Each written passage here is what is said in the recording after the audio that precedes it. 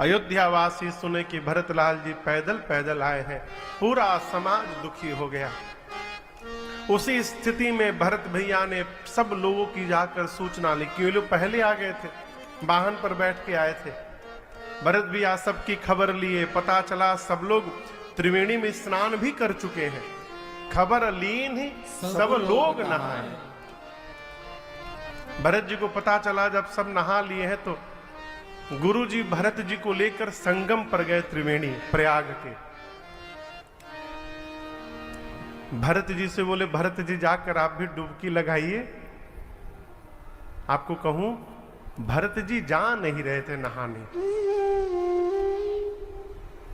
बार बार सरकार गुरुदेव कहते हैं भरत जी स्नान करिए, भरत जी जा नहीं रहे। गुरु जी ने कहा, भरत जी पूरा जगत इस पवित्र त्रिवेणी में स्नान करने के लिए दौड़ता है, आप सामने रह करके नहीं जा रहे हैं। भरत जी बोले, गुरुदेव भय लग रहा है। गुरु जी बोले, त्रिवेणी से कैसा भय? भरत जी बोले, गुरुदेव इस संगम में गंगा यमुना दिखाई तो दे रही हैं, लेकिन सरस्वती दिखाई नहीं दे रही है। और वो सरस्वती यही है, इन्हीं में है, बीच में। मुझे भय इसलिए लग रहा है कि इसी सरस्वती ने आकर के मति पलटा, अब मेरे घर में उत्पात हो गया। गुरुदेव मुझे भय लग रहा है, आज मैं नहाने जाऊं और कहीं सरस्वती ने मेरी भी मति पलट दी तो मैं राम विरोधी बन जाऊंगा। गुरुदेव मैं भय के मारे नहीं जा रहा। भरत जी के हाथ को पकड़कर गुरु जी त्रिवेणी में स्नान कराए। स्नान के बाद दान कर्म हुआ।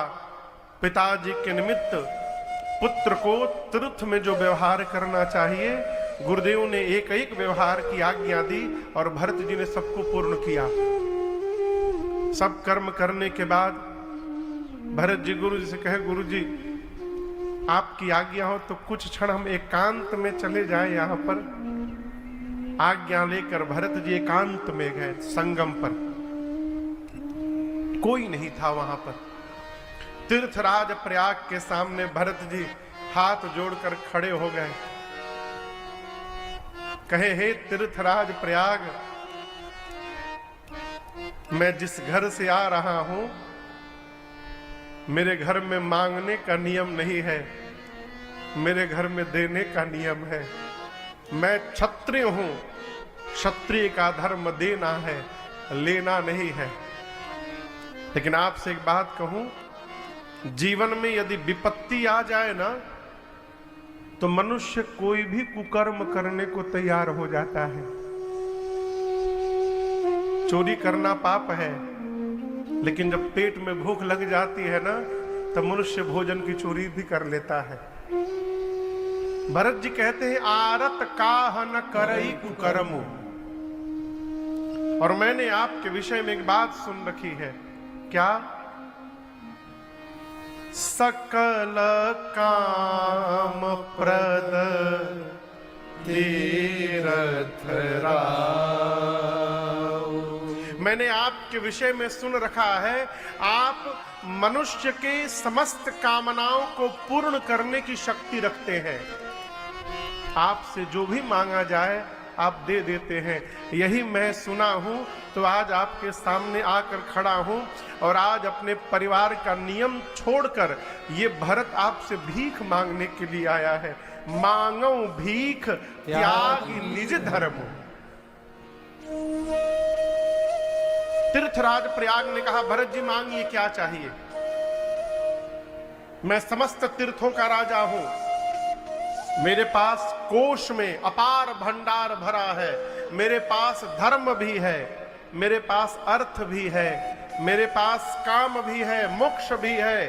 राजन हो चाहे आप, चाहे धरती पर कोई भी मनुष्य, हम किसी से भी यदि कुछ भी मांगते हैं तो इन्हीं चारों में से मांगते हैं। ये चार पुरुषार्थ हैं, या तो धर्म, अर्थ, काम या मोक्ष। प्रयाग ने कहा, मेरे पास सब है, मांगिए क्या चाहिए? भरत जी बोले, अर्थ, धर्म, काम, मोक्ष सब है आपके पास? बोले सब है। भरत जी बोले यही तो बात है, अर्थ तो मुझे मिल ही रहा था अयोध्या में, मैं राजा बनने जा रहा था, अर्थ को छोड़ करके आया हूं। क्यों?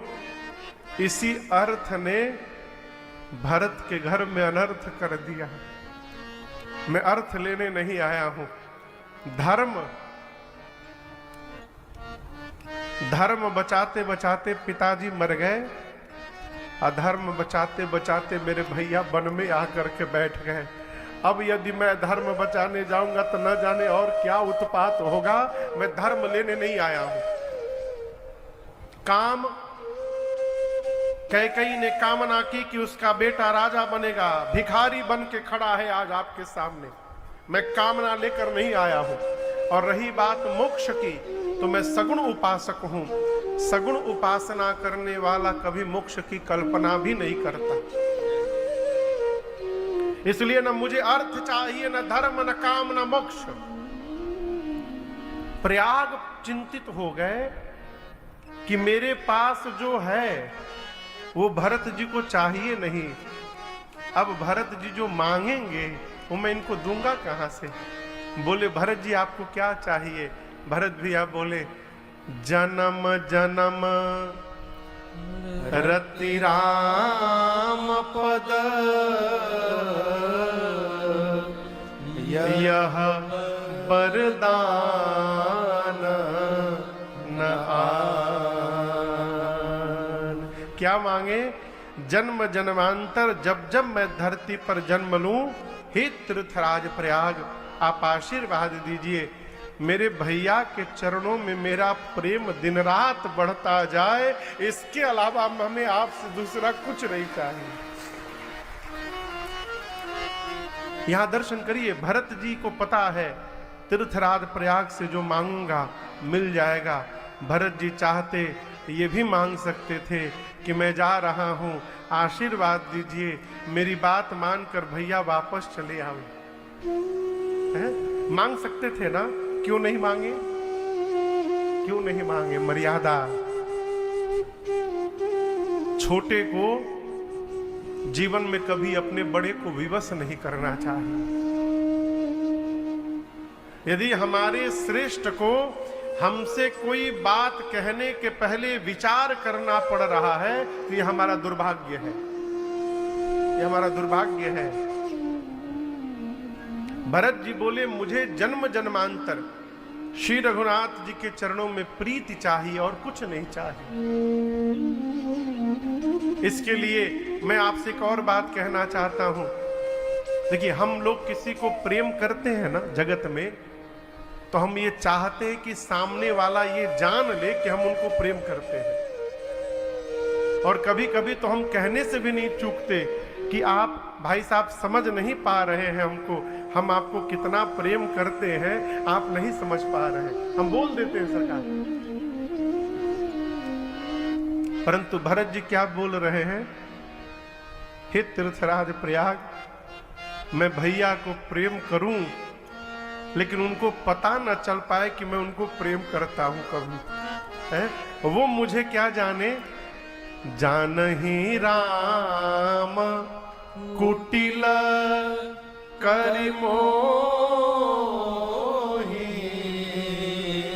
राम जी इस भरत को कुटिल समझे, कपटी समझे, लोग मुझे गुरु और स्वामी का द्रोही समझे, लोग मुझे भला बुरा कहे, मुझे कोई फर्क नहीं पड़ता।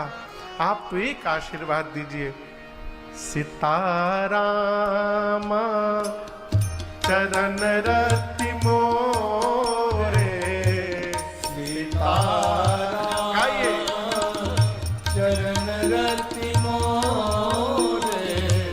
अनुदीन बढ़वो अनुग्रह तोरे। अनुदीन बढ़वो अनुग्रह तोरे। जलद जन्म भरी सुरति विसारो। जलद जन्म भरी सुरति विसारो। जाचत जल पपी पाहन डारौ, जाचत जल पपी पाहन डारौ।